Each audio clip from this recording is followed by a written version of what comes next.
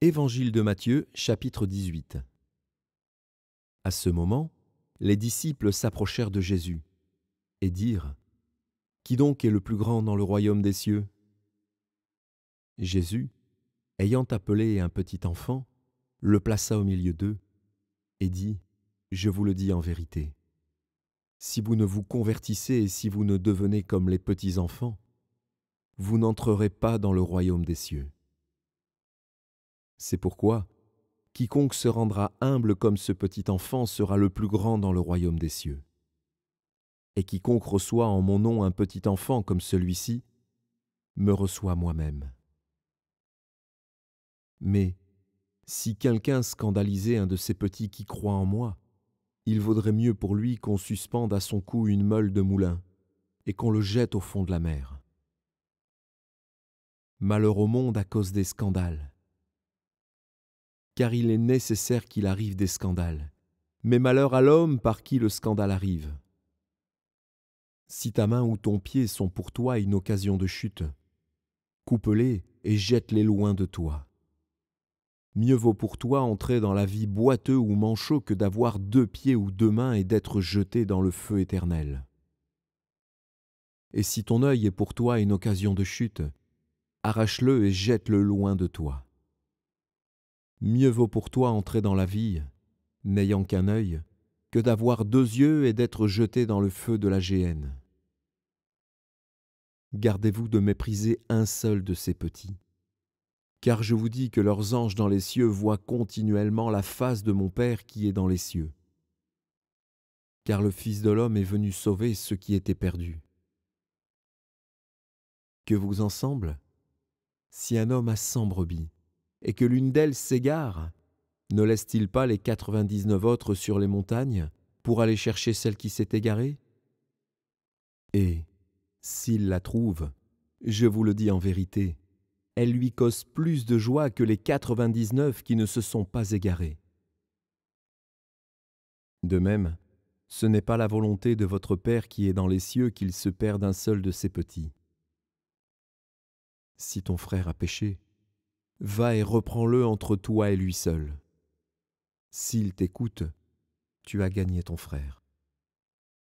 Mais s'il ne t'écoute pas, prends avec toi 1 ou 2 personnes, afin que toute l'affaire se règle sur la déclaration de 2 ou de 3 témoins.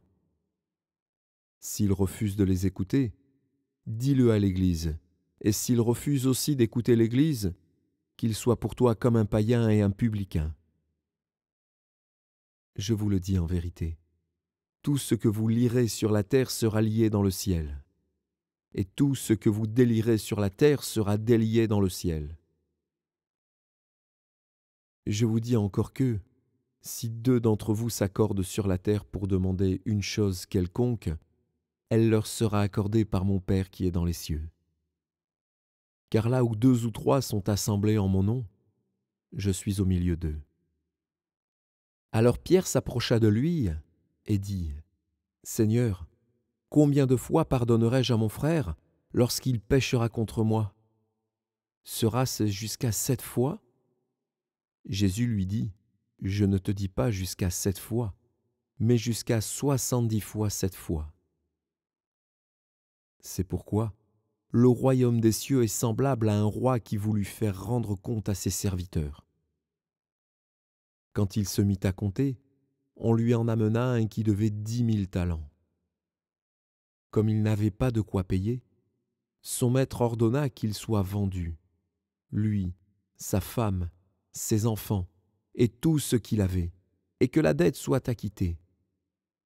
Le serviteur, se jetant à terre, se prosterna devant lui et dit : « Seigneur, aie patience envers moi, et je te paierai tout. »